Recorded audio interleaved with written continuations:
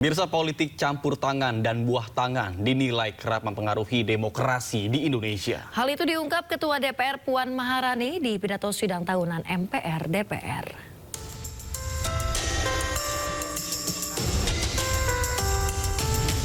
Ketua DPR RI Puan Maharani mengatakan, sistem demokrasi di Indonesia sering ditentukan oleh politik campur tangan dan buah tangan. Hal itu ia sampaikan saat memberikan pidato pada sidang tahunan DPR MPR di Senayan, Jumat pagi. Puan juga mengatakan, tidak semua orang memiliki kemampuan untuk campur tangan dan memberikan buah tangan dalam menentukan arah demokrasi. Beberapa di antaranya menyampaikan kritik dengan cara yang berbeda. Saat ini, demokrasi dalam pemilu kita selain ditentukan oleh garis tangan, juga sering dipengaruhi oleh campur tangan dan buah tangan. Kita semua memiliki garis tangan, nasib dan kesempatan yang diberikan oleh Allah Subhanahu wa Ta'ala, Tuhan yang Maha Esa. Tetapi tidak semua dari kita memiliki kemampuan yang sama untuk ikut campur dan memberikan buah tangan dalam menentukan arah demokrasi, berkumpul, menyatakan pendapat, dan menyampaikan kritik. Ini kritik rakyat hadir dalam berbagai bentuk yang kreatif dan memanfaatkan kemajuan teknologi, khususnya media sosial sebagai corong suara publik. Ungkapan tersebut dapat berupa kalimat singkat seperti kabur saja dulu, sindiran tajam, Indonesia gelap, lelucon politik, negara Konoha, hingga simbol-simbol baru seperti bendera One Piece, dan banyak lagi yang menyebar luas di ruang digital. Puan menilai fenomena tersebut adalah bentuk kritik masyarakat pada pemerintah yang lahir dari keresahan pada situasi yang ada saat ini. Dari Jakarta, Tim Liputan iNews melaporkan. Ada yang menarik di sidang tahunan MPR 2025. Wakil Presiden Republik Indonesia Gibran Rakabuming Raka berganti dasi agar senada dengan Presiden Prabowo Subianto.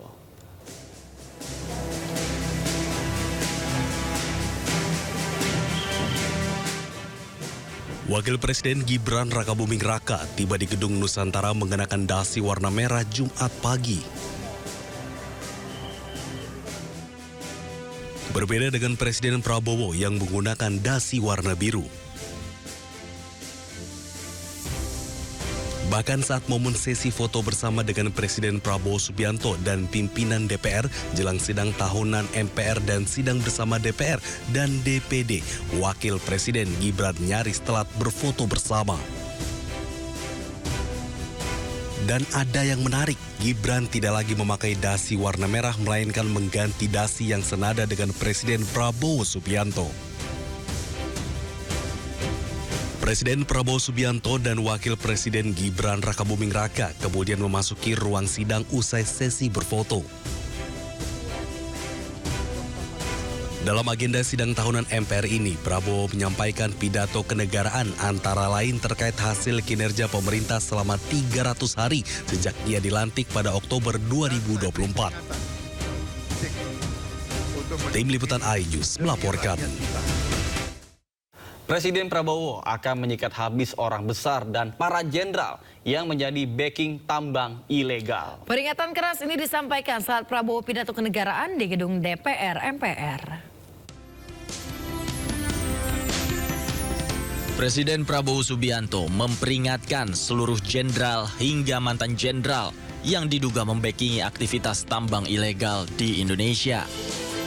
Prabowo tak gentar dan akan menyikat habis aktivitas tambang ilegal siapapun yang membackingi.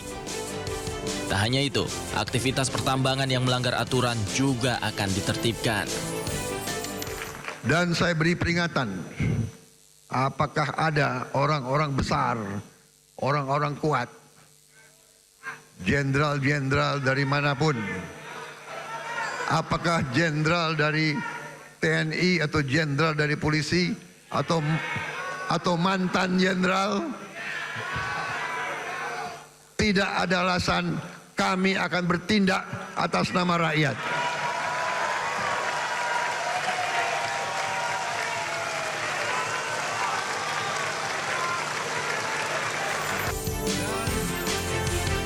Presiden telah mendapatkan laporan dari aparat keamanan bahwa ada sekitar 1.063 tambang ilegal yang saat ini masih beroperasi. Untuk menindak hal itu, Prabowo juga meminta dukungan dari parlemen dan seluruh partai politik saat pidato kenegaraan di gedung DPR MPR. Dari Jakarta, Tim Liputan iNews melaporkan. Informasi lainnya pemirsa, Bupati Pati Sudewo diduga menerima aliran uang dalam kasus dugaan korupsi proyek jalur kereta api di Direktorat Jenderal Perkeretaapian Kementerian Perhubungan saat dirinya menjabat sebagai anggota DPR RI periode 2019-2024. Ya, meski telah mengembalikan uang tersebut, KPK menyebut pidana Sudewo tidak lantas terhapus. Pemirsa, KPK membenarkan ada keterlibatan Bupati Pati Sudewo dalam proyek tersebut saat dirinya menjabat sebagai anggota DPR RI tahun 2019 hingga 2024. KPK menyebut Sudewo telah mengembalikan aliran uang yang diterimanya. Kendati demikian, KPK menyebut pengembalian dana tersebut tidak otomatis menghapus pidana yang telah dilakukan. Bahkan KPK menjelaskan Sudewo diduga memiliki peran hampir di seluruh proyek tersebut. Kita juga sedang mendalami kembali peran-peran yang bersangkutan. Benar seperti yang disampaikan di persidangan itu sudah dikembalikan, tetapi berdasarkan pasal 4 ya, itu pengembalian kerugian keuangan negara tidak menghapus pidananya. Ini sudah jelas bukti-buktinya, aliran dana tadi juga dari Mbak Valen disampaikan uang yang sudah dikembalikan dan lain-lain. Ini kenapa sampai sekarang kok belum dilakukan upaya paksa atau dilakukan penyidikan terhadap yang bersangkutan. Jadi begini, penanganan perkara DJK ini tidak hanya di wilayah Semarang.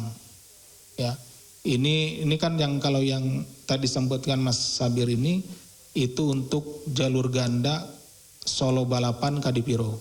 Gitu.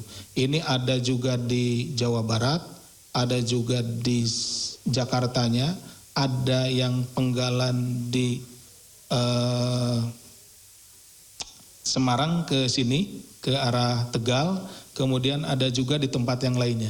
Ini belum selesai dan yang bersangkutan yang kami duga gitu ya sejauh ini perannya tidak hanya yang di Solo Balapan Kadipiro. Jadi kami juga masih menunggu karena ini harus secara lengkap gitu ya. Jadi yang bersangkutan itu tidak hanya di proyek yang itu. Jadi di hampir seluruh proyek itu ada perannya.